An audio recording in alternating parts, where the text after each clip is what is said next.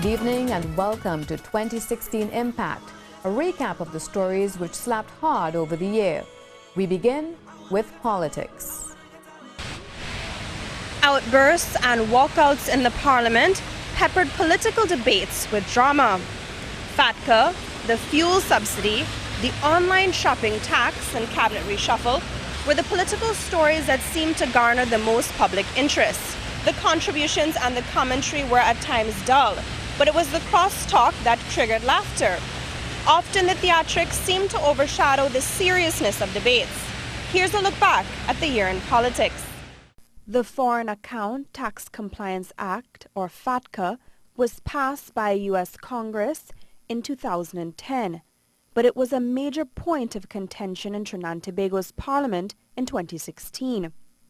FATCA set out regulations for foreign financial institutions like banks and insurance companies to share account information to the United States Inland Revenue Service.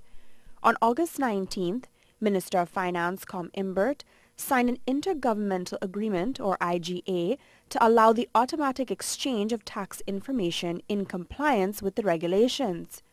Then he tried to fast-track the Tax Information and Exchange Bill, the FATCA bill, to meet a September 30th compliance deadline and to avoid a 30% deduction on every wire transfer and lessening the possibility that U.S. banks would stop doing business with TNT. As a first step, they will deduct tax from any money transfer coming out of Trinidad and Tobago going into the United States, because they will not be able to distinguish whether it is a payment for goods and services or whether it is a remittance of profits or dividends or income from activities in Trinidad and Tobago. So the United States banks will now automatically deduct 30%. Stage 2 will be they will disconnect us from banks, they will shut down the credit card system in Trinidad and Tobago, and they will shut down commerce in Trinidad and Tobago. That's stage 2. The government and the opposition, however, were at loggerheads. The opposition was adamant that the matter should go before a joint select committee of Parliament for review. But the government objected to this stance. The debate on the bill was halted, and the opposition walked out of the lower house several times. Speaking on truth. You are speaking on truth. Member for Superior. You are not members for Superior. Parliament. Member. You are not speaking truth.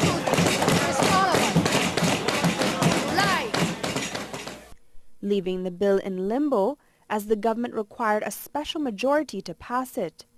The bill came up for debate in the lower house 5 times, including the final sitting on December 12th, when the finance minister appealed for the opposition to join the debate.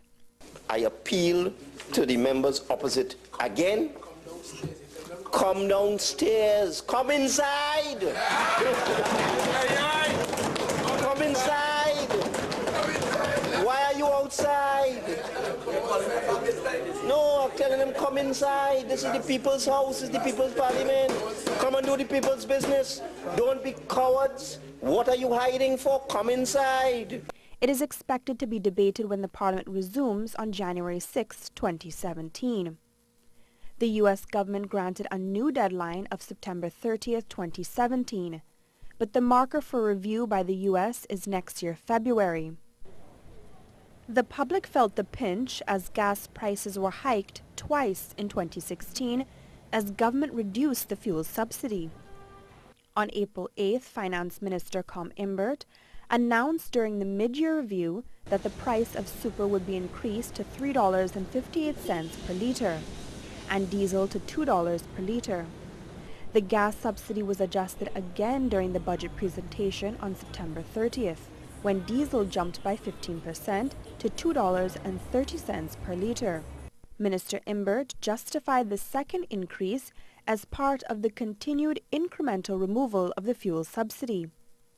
Talk of a third gas increase in 2017 came up on November 2nd, when the finance minister addressed an IMF high-level Caribbean forum at the Hyatt. In his typical not-so-subtle manner, he suggested a total removal of the gas subsidy. I increased the price of fuel by 15%.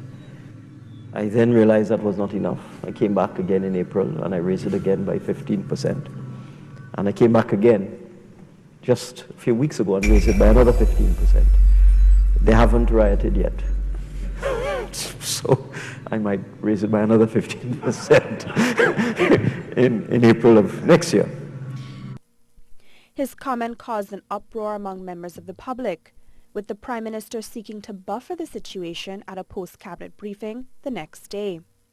And that's why he explained it, because it wasn't correctly understood.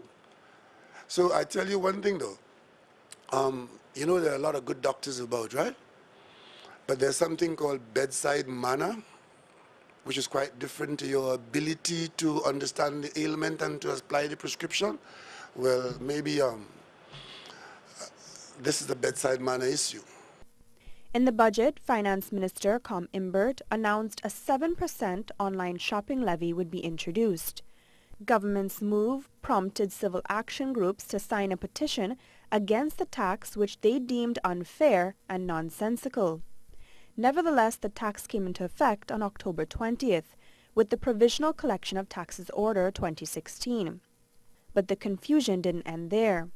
The online purchase tax was also a feature of the Finance No. 3 bill, which seeks to introduce it into domestic law, making it a permanent fixture. The bill was passed in Parliament, but the Senate debate was abruptly adjourned as it was strongly opposed by both the opposition and independent benches, who felt the tax was illegally implemented.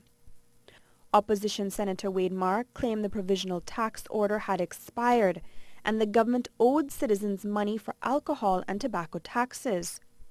However, the finance minister requested the Treasury solicitor interpret the legislation. He insisted the tax was legal because it needed to be confirmed in the lower house only within 21 days. The matters within the Provisional Collection of Taxes Order are only required to be approved by the House of Representatives, not the Senate. They don't even go to the Senate. This is significant because although the online shopping tax took effect, other elements like cost, insurance, freight duties are still to be implemented under the Finance No. 3 bill. But so far, the online shopping tax has raked in close to $6 million. For the first 11 days after the order was published, the government collected just about $1 million from the online purchase tax. In the month of November, we collected $2.5 million. And so far, for the first half of December, we have collected $2.5 million. Of course, there would always be a higher utilization of online shopping at Christmas time, but we should cross $3 million and possibly get up to $3.5 million by the end of December. Now, on October 31st, members of the cabinet were appointed, disappointed, demoted or axed by Prime Minister Dr. Keith Rowley following a reshuffle. He revoked the appointments of Sarah Boodoo as Senator, Nicole Oliver as Minister of Energy and Energy Industries, and retired Brigadier General Ansel Antwine as Minister of Public Utilities. He reassigned Franklin Kahn from Minister of Rural Development and Local Government to Minister of Energy and Energy Industries.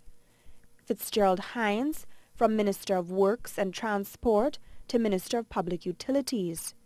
Dr. Rowley appointed Kazim Hussain as Senator and Minister of Rural Development and Local Government. Rohan Sidanan, a Senator, as Minister of Works and Transport. The Prime Minister expanded the portfolio of Stuart Young and promoted him to Minister in the Office of the Prime Minister, in addition to holding the post as Minister in the Ministry of the Attorney General and Legal Affairs. I'm Melissa Dasrath, looking back at the impact of 2016 in politics.